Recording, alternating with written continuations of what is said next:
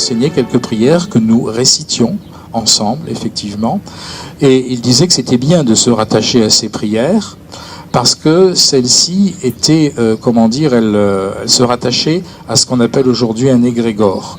On n'employait pas le terme égrégore, mais il y avait un terme en araméen qui signifiait à peu près la même chose. Enfin, c'était pas un terme, c'était un groupe de mots, disons une expression qui signifiait la même chose qu'égrégore. Donc là, il nous apprenait à nous connecter sur le moteur énergétique collectif. Ça, pour lui, c'était une chose importante. Mais ce qu'il estimait surtout important, eh bien, c'est que nous sachions, que nous apprenions à improviser nos propres prières en fonction des différents moments de notre vie. C'est-à-dire que nous déverrouillons quelque chose au niveau de notre cœur, pas au niveau de notre tête, mais au niveau de notre cœur, comme pour libérer, en fait, tout ce qui était comme crispation, comme tension, comme peur, comme aspiration également au-dedans de nous. Pour lui, dès que nous arrivions à établir un contact intérieur avec ce qu'il appelait le père ou éventuellement la mère dans certains cas, eh bien nous étions en état de prière. C'était pas question de chercher à se faire de belles paroles, des belles phrases bien construites. Il voulait simplement que nous ouvrions les vannes de notre cœur. Mais que le fait d'ouvrir les vannes de notre cœur ne soit pas simplement à sens unique, c'est-à-dire qu'il essayait de nous apprendre à faire en sorte que la prière ne soit pas simplement une demande, mais qu'elle soit aussi une offrande. Vous savez, quand on prie, la plupart du temps, on est toujours en état on est un peu vampirique. Mon Dieu, faites que ceci, mon Dieu, faites que cela. Mais on absorbe l'énergie.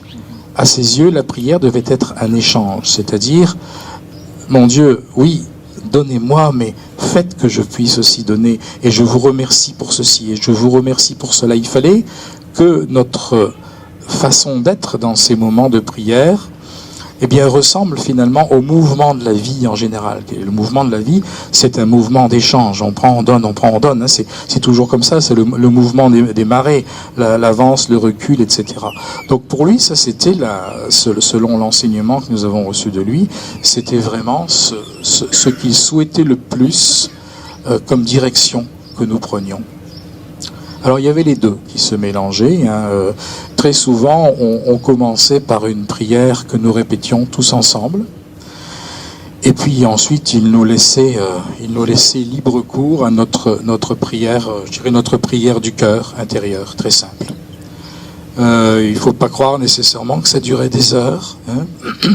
Pour lui, les méditations très longues et les prières très longues n'avaient pas nécessairement beaucoup de sens, sauf lorsque l'on faisait des vœux au niveau, comme pour être ermite ou anachorète dans le désert, là c'était autre chose.